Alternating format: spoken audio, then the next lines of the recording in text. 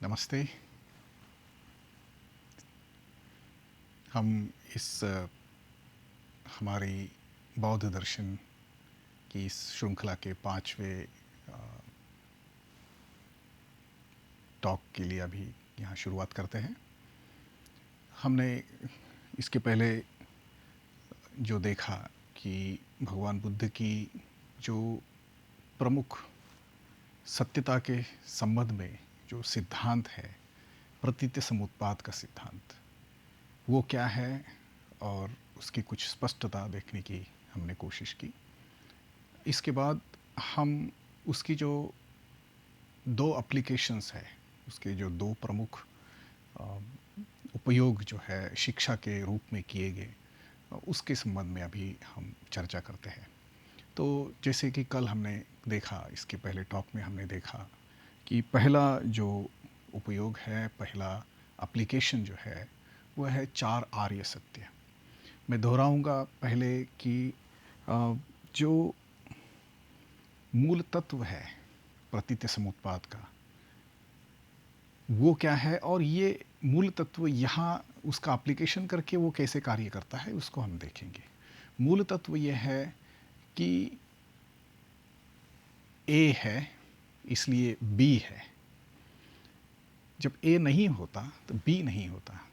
ए के नष्ट होने से बी नष्ट होता है, ए के समाप्त होने से बी समाप्त होता है।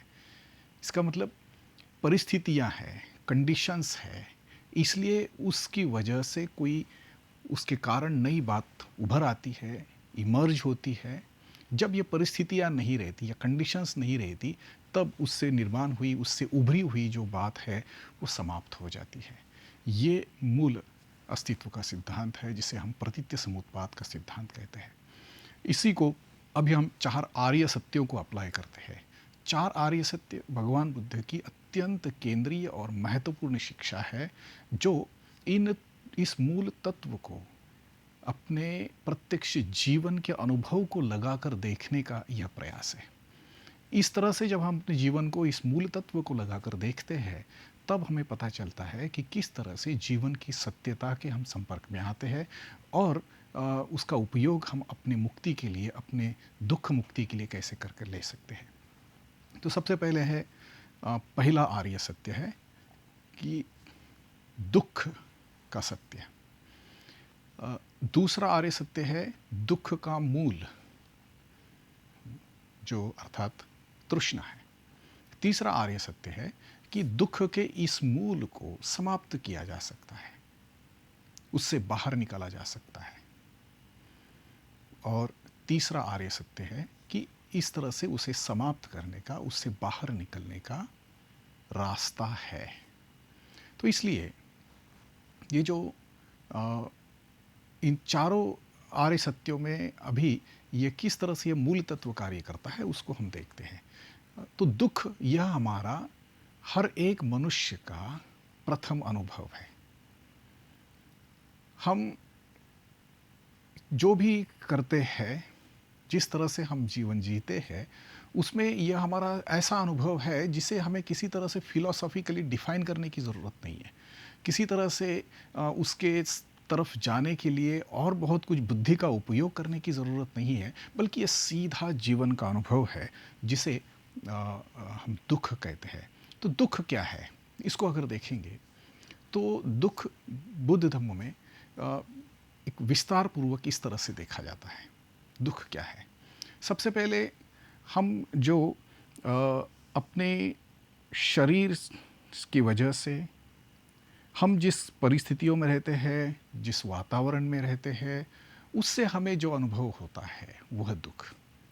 शरीर से कटने जलने से, तापमान बढ़ने से, तापमान कम होने से, ज़्यादा श्रम करने से, पर्याप्त रूप में खाना नहीं खाने से, पर्याप्त रूप में पानी नहीं पीने से, जो भी है, या परिस्थितियाँ बदल जाने से, जिस तरह से जो भी अनुभव हम करते हैं वह दुख का अनुभव है।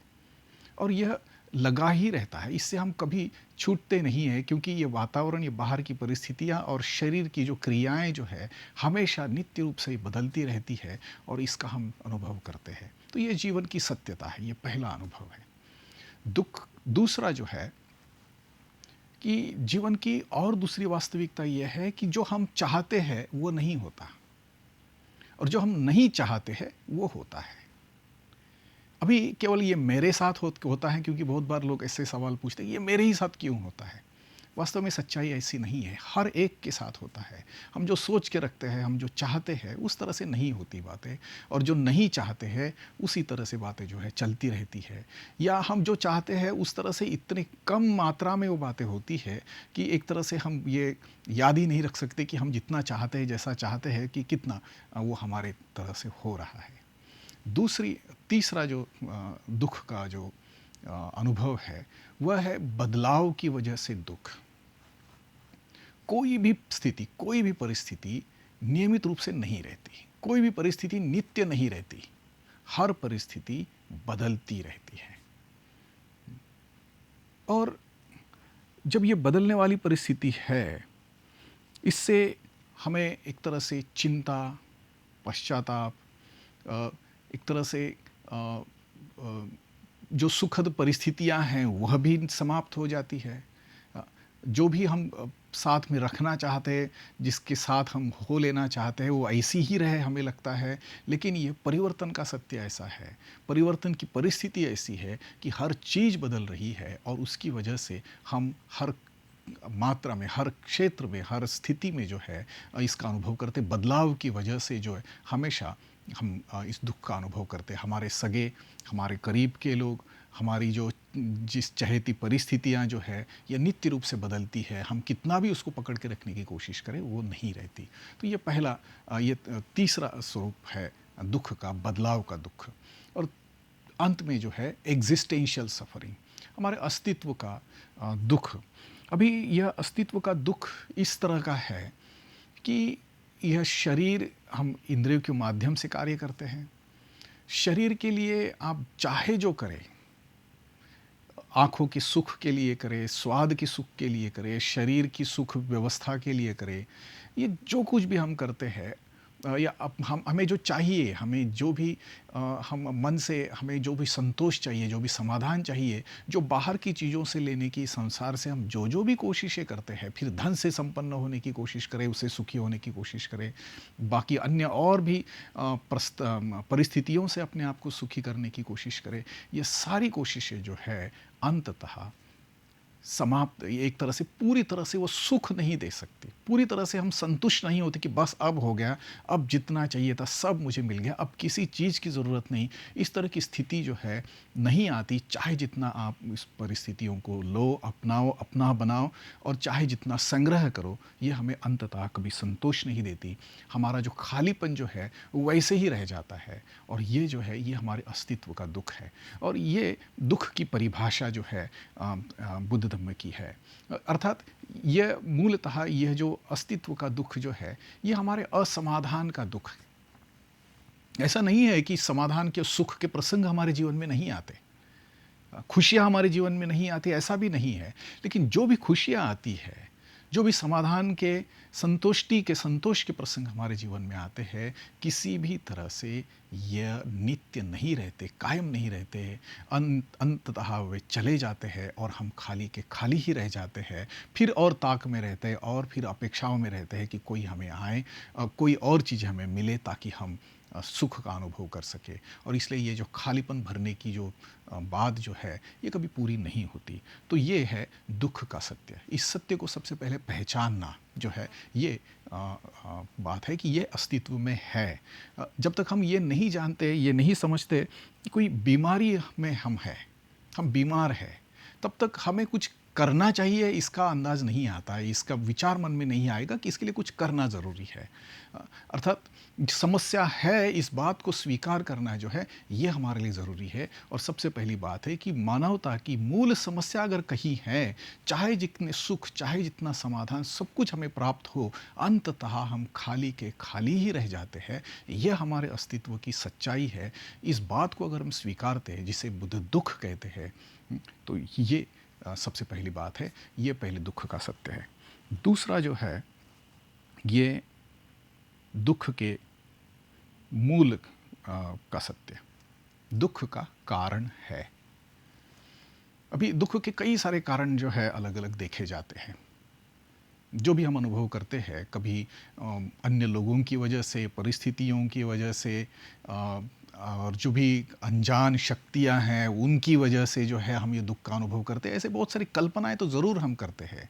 लेकिन जब तक यह मूल कारण क्या है ये जब तक हम नहीं जानते, तब तक ये जो बीमारी है, ये जो दुख है, इससे मुक्त होना संभव नहीं है। और इसलिए ये कारण जानना ज़रूरी है। और यहाँ फिर प्रतिसमुत्पाद का वो जो मूल तत्व हम लगा कर देखते हैं, ये दुख है, दुख का कारण है। अगर हम हमें पता चल जाता है कि दुख का कारण है, तो आगे कुछ किया जा सकता है। क्योंकि सिद्धांत ये कहता है कि उस कारण को नष्ट करेंगे तो जो उसकी वजह से जो निर्माण हुआ है, जो दुख निर्माण हुआ है, उसको नष्ट करेंगे। तो ये कारण क्या है? तो भगवान बुद्ध कहते हैं कि मनुष्य के दुख का कारण उसकी तृष्णा है। तृष्णा ये एक कोई सैद्धांतिक शब्द नहीं है, कोई परिभाषिक शब्द नहीं है। ये हमारे बहुत ही सरल, व्यवहारिक, एक तरह से काव्यात्मक शब्द है कि तृष्णा मतलब प्यास। जब हमें प्यास लगती है और पानी नहीं मिलता है, तो एक तरह से उस व्याकुलता को हम अनुभव करते हैं कि कब मुझे ये पानी मिलेगा ताकि ये मेरी प्यास बुझा सकूं। तो एक तरह से हमारे अस्तित्व को, जैसे शरीर को इस तरह से प्यास लगती है, उसी तरह से हमारा ये अस्तित्व जो है ये एक तरह से प्यासा है। ये प्यासा इसलिए है क्योंकि इसकी प्यास बुझाने के लिए जिन साधनों के पीछे हम लगे हुए हैं, जिन साधनों को जमा करने की हम कोशिश कर रहे हैं, वास्तव में हम कल्पना से तो एक समाधान करने की कोशिश कर रहे हैं कि हाँ, इससे मेरी प्यास बुझ रही है, लेकिन अंततः यह सब प्राप्त करने के बाद ये प्यास बुझ नहीं रही है। ये खालीपन वैसे कि वैसे ही है जिसे हम दुख कहते हैं। तो ये जो प्यास है, इस प्यास जिस तरह से निर्माण हुई है, यही दुख का कारण है। इस प्यास पर कुछ कार्य करना ज़रूरी है, ताकि इस तृष्णा पर कुछ कार्य करना ज़रूरी है, ताकि जो है हम इस दुख से मुक्त हो सकते हैं। तो ये दूसरा कारण, दूसरा आर्य सत्य है कि दुख का कारण है और वह तृष्णा है। इसको थोड़ा और हम विस्तार से देखने की कोशिश करते हैं। तो ये कैसे, तृष्णा कैसे हमारे दुख का कारण है? मैं थोड़ा सा कुछ उदाहरण आपको दूंगा। एक हमारा यह शरीर है। ये शरीर एक तरह से, इसे खाने के लिए पर्याप्त भोजन चाहिए, उसे पर्याप्त विश्राम चाहिए, और उसकी सहजता के लिए, उसके स्वस्थ रहने के लिए परिस्थितियाँ चाहिए। इतना होने से शरीर को पर्याप्त रूप में हम आगे उससे जो काम करवाना है वो कर सकते हैं। लेकिन वास्तव में यह शरीर को जो चीज़ें चाहिए, जो वो देने के लिए खास करके हमें खाना चाहिए, लेकिन सिर्फ खाना पर्याप्त नहीं है, हमें स्वादिष्ट खाना चाहिए। ठीक है, स्वादिष्ट खाना चाहिए, लेकिन उतना ही पर्याप्त नहीं है, बल्कि उस स्वाद हमारे ऊपर राज करने लगता है। हम शरीर के लिए खाने की बजाय उस स्वाद के लिए जो है खाते हैं। हर तरह से नया स्वाद हमें चाहिए, और हर तरह से एक तरह से ये शरीर की प्यास जो है एक काल्पनिक रूप से और चाहिए और चाहिए, इस तरह की स्थिति हम अपने इस खाने के संबंध में, स्वाद के संबंध में निर्माण कर देते हैं। इसे प्यास हम कहते हैं, इसे तृष्णा कहते हैं। वास्तविक खाना जो एक हेल्दी डिज़ायर है, उसके पार जाकर हम उसको जब बढ़ा कर देते हैं, और उसके लिए फिर बहुत सारी मशक्क़त हम करते हैं, बहुत सारी जो हमें मेहनत और बहुत सारी चीज़ें ज़िंदगी में करनी पड़ती है। ये जो है, ये इस प्यास के कारण है, इस तृष्णा के कारण है। अभी नज़र से देखने के लिए हमें चाहिए, नज़र ज़रूरी काम के लिए है। जीवन के व्यवहार को सुचारू रूप में चलाने के लिए हमारी ये सब इंद्रिय हमें मिले हुए हैं। नज़र भी उसी का एक हिस्सा है। लेकिन इस नज़र को अच्छा लगे, सुंदर लगे, हमें आनंद मिले, इसलिए हम इस नज़र को संतुष्ट करने की कोशिश में लगे रहते हैं। अभी देखिए कि आप रात में अपना सब काम धाम करके थक कर आए हैं, खाना खा लिया है और अभी सोने का समय है, लेकिन आपकी आँखों की कुछ और देखने की और सुंदरता को महसूस करने की प्यास कहीं ख़त्म नहीं हुई है। मोबाइल हाथ में लेते हैं और फिर 12-1 बजे तक जो है हम चल रहे हैं, देख रहे हैं, मन में कुछ है कि कुछ और अच्छा देखना है, कुछ और अच्छा देखना है, कुछ तो संतोष चाहिए, कुछ तो और अच्छा चाहिए, कुछ तो और इंटरेस्टिंग चाहिए।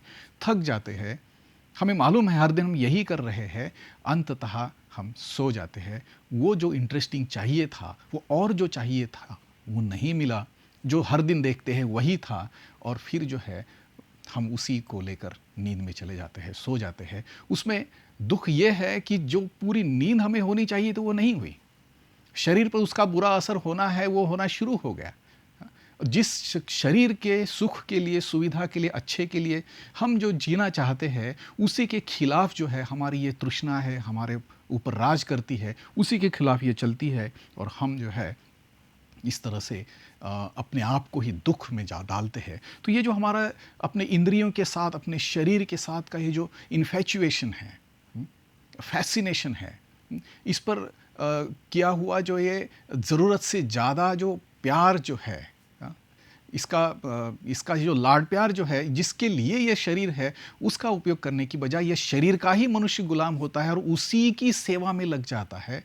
ये जो है एक तरह से तृष्णा का अनुभव है, ये तृष्णा का उदाहरण है। कई सारे इस तरह के तृष्णा के उदाहरण हम ले सकते हैं कि इस स्थिति को, जैसे शरीर में हमें खाने की ज़रूरत है और इस तरह से स्वादिष्ट खाने के लिए और ज़्यादा और अच्छा खाने के लिए हम जिस तरह से उपाय करते रहते हैं, वास्तव में शरीर को नुकसान ही हम ज़्यादा पहुँचाते हैं। जबकि शरीर को जितनी ज़रूरत है उतने ही तक मर्यादित रहने से हम स्वस्थ रह सकते हैं। बीमारियाँ हमने निर्माण की हुई है, दुख हमने निर्माण की हुई है और उस दुख की निर्मिति का कारण हमारी ये तृष्णा है। इस बात को जब हम जान लेते हैं, तब जो है अगला रास्ता हमें मिल सकता है कि इस तृष्णा को अगर मैं कम करता हूँ तो मेरे दुख कम हो जाएंगे, इसको नष्ट करता हूँ तो परिपूर्ण रूप से वो समाप्त हो जाएंगे। ये जो सिद्धांत है प्रतीत्य समुत्पाद का, उसको अगर लागू करते हैं तो फिर हम अगली कड़ी पर जाते हैं। और यह विश्वास, ये तीसरा आर्य सत्य है कि इस दुख को नष्ट किया जा सकता है। दुख को तब नष्ट किया जा सकता है जब उसका कारण नष्ट होगा। और ये तीसरा आर्य सत्य है। ये तीसरा आर्य सत्य इसलिए है कि ये अंदर से आप कन्विंस्ड है क्या कि आप कर सकते हैं, या आप किसी के भरोसे पर है कि किसी से दुआ मांगकर, किसी से आशीर्वाद मांगकर, किसी को एक तरह से हमारे इन दुखों से मुक्त करने के लिए प्रार्थना करके वो हमारे इस दुखों को पूरा नष्ट करेगा। हम कुछ नहीं कर सकते।